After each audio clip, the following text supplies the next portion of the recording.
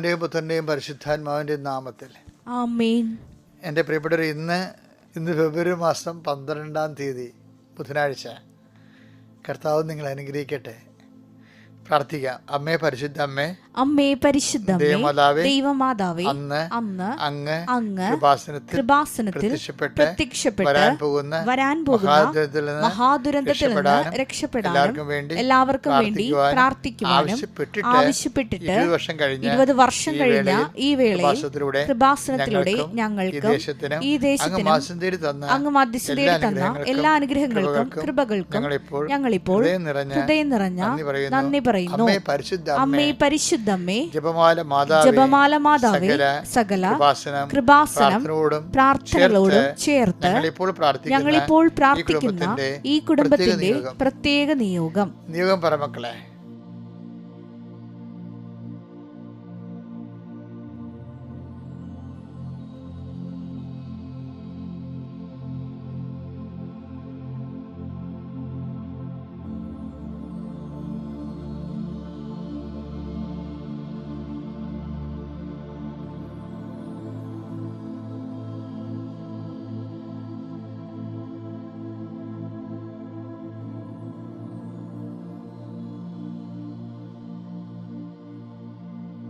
അമ്മയുടെ പ്രത്യക്ഷീകരണത്തിന്റെ ഈ ദ്വാദശക വേളയിൽ ഞങ്ങൾക്ക് സാധിച്ചു തരുവാൻ കനിയണമേ.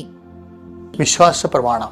സർവശക്തനായ പിതാവും ആകാശത്തിന്റെയും ഭൂമിയുടെയും സൃഷ്ടാവുമായ ദൈവത്തിൽ ഞാൻ വിശ്വസിക്കുന്നു.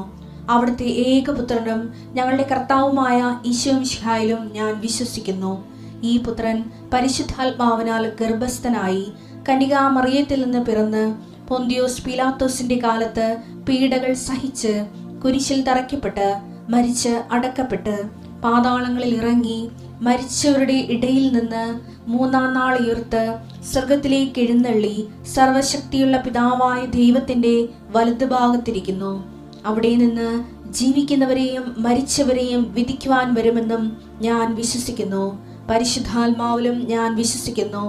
വിശുദ്ധ കത്തോലിക്കാ സഭയിലും പുണ്യവാന്മാരുടെ ഐക്യത്തിലും പാപങ്ങളുടെ മോചനത്തിലും ശരീരത്തിന്റെ ഉയർപ്പിലും നിത്യമായ ജീവിതത്തിലും ഞാൻ വിശ്വസിക്കുന്നു. ആമേൻ. സ്വർഗ്ഗസ്ഥനായ ഞങ്ങളുടെ പിതാവേ, അങ്ങയുടെ നാമം പൂജിതമാകണമേ. അങ്ങയുടെ രാജ്യം വരണമേ. അങ്ങയുടെ തിരുമനസ് സ്വർഗത്തിലെ പോലെ ഭൂമിയിലും ആകണമേ. അന്നു വേണ്ടുന്ന ആഹാരം ഇന്ന് ഞങ്ങൾക്ക് തരണമേ. ഞങ്ങളോട് തെറ്റ് ചെയ്യുന്നവരോട് ഞങ്ങൾ ക്ഷമിക്കുന്നത് പോലെ ഞങ്ങളുടെ തെറ്റുകൾ ഞങ്ങളോടും ക്ഷമിക്കണമേ. ഞങ്ങളെ പ്രലോഭനത്തിൽ ഉൾപ്പെടുത്തരുതേ, തിന്മയിൽ ഞങ്ങൾ രക്ഷിക്കണമേ. ആമേൻ. നന്മ നിറഞ്ഞ മറിയമേ, സ്വസ്തി. കർത്താവ് അങ്ങയുടെ കൂടെ സ്ത്രീകളിൽ അങ്ങ് അനുഗ്രഹിക്കപ്പെട്ടവളാകുന്നു. അങ്ങയുടെ ഉദരത്തിൻ ഫലമായി ഈശോ അനുഗ്രഹിക്കപ്പെട്ടവനാകുന്നു. പരിശുദ്ധ മറിയമേ, തമ്പുരാന്റെ അമ്മേ, പാപികളായ ഞങ്ങൾക്ക് വേണ്ടി ഇപ്പോഴും ഞങ്ങളുടെ മരണസമയത്തും തമ്പുരാനോട് അപേക്ഷിക്കണമേ. ആമേൻ. എൻ്റെ പ്രിയപ്പെട്ടവരെ, നമ്മൾ പ്രാർത്ഥനയിലേക്ക് പ്രവേശിക്കുകയാണ്. അനുഗ്രഹ പ്രാർത്ഥനയിലേക്ക്. രാവിലെ പ്രാർത്ഥിക്കാൻ കഴിയുന്നത് തന്നെ പ്രാർത്ഥനയെ കേട്ട് ഉണരാനും കഴിയണതും പ്രാർത്ഥനയിൽ നമ്മുടെ ജീവിതം തുടങ്ങണതും ഒക്കെ വലിയൊരു അനുഗ്രഹമാണ്, പ്രൊട്ടക്ഷനാണ്, ശരിക്കും ഒരു സംരക്ഷണമാണ്. ഞാൻ നിങ്ങൾക്ക് വേണ്ടി പ്രാർത്ഥിക്കുകയാണ്. കർത്താവേ, ഈ മക്കളുടെ വലത്തും ഇടത്തും വീട്ടിലും വഴിയിലും ജലത്തിലും കരയിലും മുകളിലും ഹൃദയത്തിലും കർത്താവിൻ്റെ സാന്നിധ്യവും സഹവാസവും സംരക്ഷണം ഉണ്ടാവട്ടെ. കർത്താവെ, മരണത്തിൻ്റെ ഇരുൾ വീണ താഴ്വരയിലൂടെയാണ് നിങ്ങൾ നടക്കുന്നതെങ്കിലും അങ്ങ് എൻ്റെ ഇടയനായതിനാൽ എനിക്ക് ഒരു കുറവും ഉണ്ടാകത്തില്ല, എനിക്ക് അപകടം ഉണ്ടാകത്തില്ല. കർത്താവ്, നിന്റെ നാമത്തിൽ വിശ്വസിക്കുന്നവരെ ഞാൻ എൻ്റെ ആടുകൾക്ക് മുമ്പേ നടക്കുന്ന അരുളി ചെയ്ത വചനം പാലിച്ചുകൊണ്ട് ഞങ്ങളുടെ മുന്നിൽ നീ ഉണ്ടെന്നുള്ള ബോധ്യം ഞങ്ങൾക്കുണ്ട്. കർത്താവേ, ഈ ബോധ്യത്തിൻ്റെ ശക്തിയാൽ അങ്ങയുടെ മക്കളെ അങ്ങ് ആശീർവദിക്കണമെന്ന് പ്രാർത്ഥിക്കുന്നു. കർത്താവ്, ശാന്തമായ ജലാശയത്തിലേക്കാണ് നീ നിന്റെ ആടുകളെ മേയ്ക്കുന്നത്. ഇളകാത്ത, ഓളമില്ലാത്ത, കുടിക്കുമ്പോൾ മൂക്കിൽ പോലും വെള്ളം കയറാത്ത എന്തെല്ലാം കാര്യങ്ങളാണ് ദൈവമേ നീ ശ്രദ്ധിക്കണത്.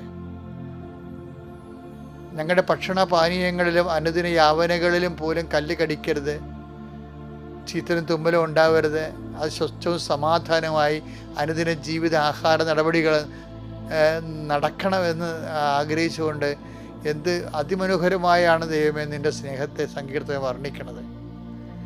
ഞങ്ങളതെല്ലാം ഇന്ന് അനുഭവിക്കാൻ ഇടയാക്കണം കർത്താവേ. അങ്ങയുടെ മക്കളുടെയൊക്കെ മുമ്പിലെ എൻ്റെ ജീവിതകാലം മുഴുവൻ നന്മയും കാരുണ്യവും എന്നെ പിന്തുടരുമെന്നുള്ളതും ഒരു ആധ്യാത്മികമായ അനുഭവമാണ്.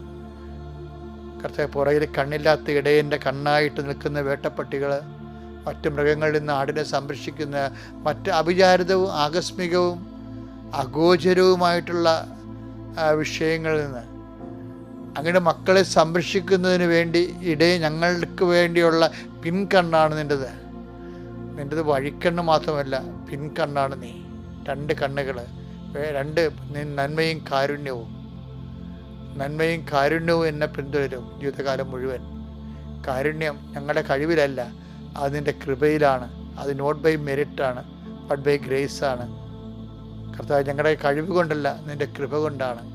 കാരണം ചില കാര്യങ്ങൾ ഞങ്ങൾ യോഗ്യത ഇല്ലെങ്കിൽ പോലും കർത്താവ്, ജീവിതകാലം മുഴുവൻ നിൻ്റെ കാരുണ്യം ഞങ്ങളെ പിന്തുടരുമെന്ന് നീ പറയുന്നുണ്ടല്ലോ കർത്താവ്. അത് നിൻ്റെ വാഗ്ദാനമാണ് ഈശോയെ. ആ വാഗ്ദാനം പാലിക്കാൻ ഞങ്ങളെ സഹായിക്കണം പ്രാർത്ഥിക്കുന്നു കർത്താവ്. യാത്ര, ജോലി, താമസം, ക്രയവിക്രയം, എഴുത്ത്, പരീക്ഷ, പഠനം, സംസർഗം, തീരുമാനം, ചർച്ചകൾ, തീരുമാനം നടപ്പിലാക്കുന്നത്, ആശുപത്രിയിലുള്ള പോക്ക്, ആശുപത്രി കിടപ്പ്, രോഗത്തിൻ്റെ ചികിത്സ, ഇങ്ങനെ ഓരോ സാധനങ്ങൾ പർച്ചേസ് ചെയ്യാൻ ചന്തയിൽ പോണതും സൂപ്പർ മാർക്കറ്റിൽ പോണതും കടയിൽ പോണതും, ഇങ്ങനെ എല്ലാ വിഷയങ്ങളും ഞങ്ങളുടെ ജീവിതത്തോട് ബന്ധപ്പെട്ട് ഇന്ന് രാത്രി 11 ഉറങ്ങുന്നവരെ സംഭവിക്കാൻ സാധ്യതയുള്ള മുഴുവൻ ചലനങ്ങളും കർത്താവിൻ്റെ നാമത്തിൽ, കർത്താവിൻ്റെ സംരക്ഷണ സമർപ്പിച്ചുകൊണ്ട് പിതാവിൻ്റെയും പുത്രൻ്റെയും പരിശുദ്ധ നാമത്തിൽ ഈ ദിവസത്തെ മക്കളെ ഞാൻ ചേർത്ത് നിർത്തി ആശീർവദിക്കുന്നു. എൻ്റെ മക്കളെ, അച്ഛൻ്റെ പ്രാർത്ഥനയിലൂടെ നിങ്ങൾ കേട്ടില്ലേ? എന്താണ്? ജീവിതകാലം മുഴുവൻ നന്മയും കാരുണ്യവും എന്നെ പിന്തുടരും. 23-ാം സങ്കീർത്തനം 6-ാം തിരുവചനം. 23-ാം സങ്കീർത്തനം 6-ാം തിരുവചനം. അവിടുത്തെ നന്മയും കരുണയും ജീവിതകാലം മുഴുവൻ എന്നെ അനുഗമിക്കും. അതായത് എന്താണെന്നറിയാവോ? ഒരു പ്രത്യാശയാണ്. കാരണം ഈ ഇടയൻ ആടുകൾക്ക് മുമ്പേ നടക്കുന്നത്. യോഹന്നാൻ 10:4 തനിക്കുള്ളതിനെയെല്ലാം പുറത്തിറക്കിയിട്ട് ആലയ്ക്ക് പുറത്തിറക്കിയിട്ട് അവൻ അവയ്ക്ക് മുമ്പേ നടക്കുന്നു. അപ്പം മുമ്പേ നടക്കുമ്പോൾ ആടിൻ്റെ പുറകിലുള്ളത് എന്താ?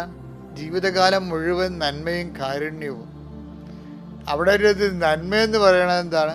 ഗുഡ്നസ്, ദൈവത്തിൻ്റെ നന്മ നമ്മുടെ കൂടെ ഉണ്ടാകും. രണ്ടാമത് എന്താണ്? കാരുണ്യം. കാരുണ്യം എന്ന് പറയണത് ഇതിൽ നമ്മൾ വിശ്വസിക്കണം. അത് വാഗ്ദാനമാണ്, ഒരു പ്രഖ്യാപനമാണ് വിശ്വാസത്തിൻ്റെ. നന്മയും കാരുണ്യവും എൻ്റെ കൂടെ ഉണ്ടാവും ഞാൻ പ്രഖ്യാപിക്കുക. അപ്പോഴങ്ങനെ പ്രഖ്യാപിക്കുമ്പോൾ എന്താണ്? ഈ കാരുണ്യം എന്ന് പറയുമ്പോൾ അത് നോട്ട് ബൈ മെറിറ്റിലേ വർക്ക് ചെയ്യത്തുള്ളൂ. രക്ഷാകരമായ ഫോർമുലയാണത്. എന്താണ്? നോട്ട് ബൈ Ephesians 2:8 എന്താണ്? ഞങ്ങളുടെ കഴിവ് കൊണ്ടല്ല, നിൻ്റെ കൃപ കൊണ്ടെന്ന്. അപ്പോൾ കാരുണ്യം എന്ന് പറയുന്നത് നമുക്ക് മുതൽ മുടക്കില്ല. കാര്യം നമ്മളുടെ ഒരു മെറിറ്റിലല്ല അത് വർക്ക് ചെയ്യണത്.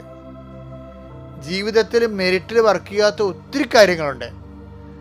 അതെല്ലാം നടക്കുന്നുണ്ടെങ്കിൽ നിങ്ങളുടെ കഴിവാണെന്ന് നിങ്ങൾ പറയരുത്. അത് ദൈവത്തിൻ്റെ കാരുണ്യമാണെന്ന് പറയണം. അത് ഏതെങ്കിലും ഘട്ടത്തിലേക്ക് തരണമല്ല, കണ്ണടയുന്നവരെയാണ്, ജീവിതകാലം മുഴുവനുമാണ്. ഈ സ്നേഹത്തെ തിരിച്ചറിഞ്ഞ് നമ്മൾ ദൈവത്തെ സ്നേഹിക്കുകയും പ്രതിസ്നേഹം കാണിക്കുകയും ചെയ്യണം. സങ്കീർത്തനം പറയുവേ, അതായത് യജമാനൻ്റെ മുമ്പിൽ നിൽക്കുമ്പോൾ ദാസന് അങ്ങയുടെ മേല് ദാസൻ തൻ്റെ മേല് കാരുണ്യം ചൊരിയുവോളോ. 123-ാം സങ്കീർത്തനമാണ് 2-ാം വാക്യം.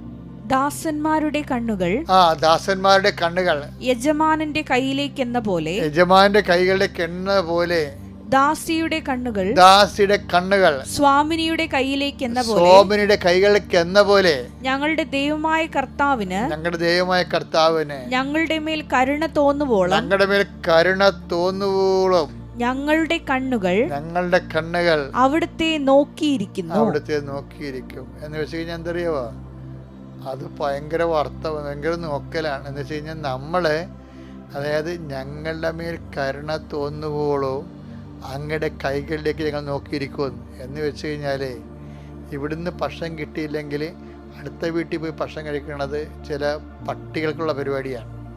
ഇതങ്ങനെയല്ല. നീ കരുണ കാണിച്ചില്ലെങ്കിൽ ഞങ്ങൾ കരുണയില്ലാത്തവരായി മരിക്കും. അതുകൊണ്ട് നീ മാത്രമേ കരുണ കാണിക്കാനുള്ളൂ.